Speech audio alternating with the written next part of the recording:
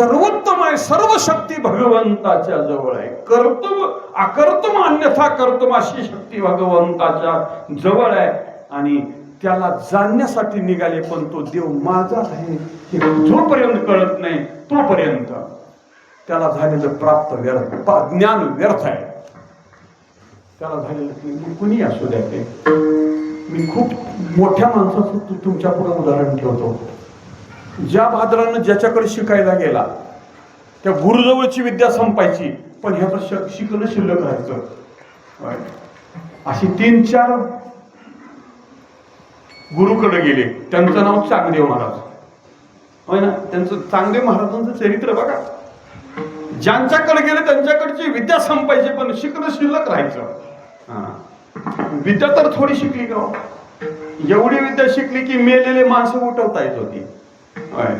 एवढी विद्या शिकली की जमिनीवरून पायानं चलत होता नव्हे, आकाशातून जाता येत होतं. होय की नाही. अभ्यासाचे निबळी एकागती अंतराळे व्याघ्र सर्प प्रांजळे केले एकी विठाला विठाला विठाला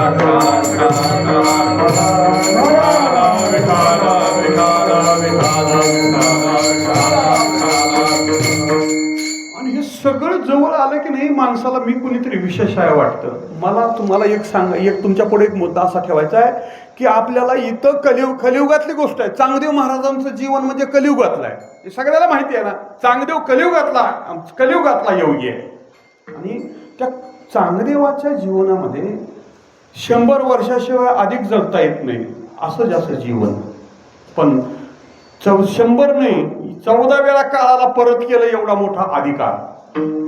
तर चांगदेवाला बारीक मनाची तुमच्या आमच्यासारख्या आगड बगड माणसाची हिंमत आहे का सांगा. होय. 14 वेळा काळाला परत करणारा माणूस काय सामान्य असतो का. समाधीत बसला आणि समाधीतून जाग झालं तर त्याच्या समोर कोणी बी कुणाचं हाड पडलेलं असलं कुत्र्याचं तर ते उठून पळत होतं. किती मोठं सामर्थ्य असतं आहे ना.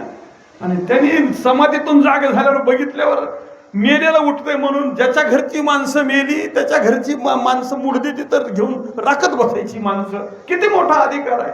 लौकिक दृष्ट्या खूप मोठा माणूस. चिंतन करण्यासारखा मुद्दा आहे. 14 वेळा काळाला परत केलं. इथं 100 वर्षाच्या वर जगता येत नाही. येतं का कोणाला 100 वर्षाच्या वर जगायला. 14 वेळा काळाला परत केलं. 1400 वर्ष जगला. पण मी एक कुणीतरी विशेष आहे अशा प्रकारचा अहंकार अंतःकरणात निर्माण झाला. आणि ज्याच्या अंतःकरणात अहंकार आला, जो 1400 वर्ष जगतो, जो कधीच आजारी पडत नाही, जगातल्या सगळ्या विद्या 14 विद्या ज्यानं ग्रहण केल्या, त्या माणसाला मला अहंकार झाला हे कळू नये. हे किती मोठा धोका आहे. चिंतन करण्यासारखा मुद्दा आहे की नाही.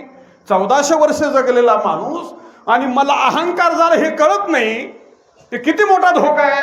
परमार्थाच्या क्षेत्रामध्ये भगवंताच्या चिंतनासाठी 1400 वर्ष खर्च केले आणि मला अहंकार झाला हे कळत नाही.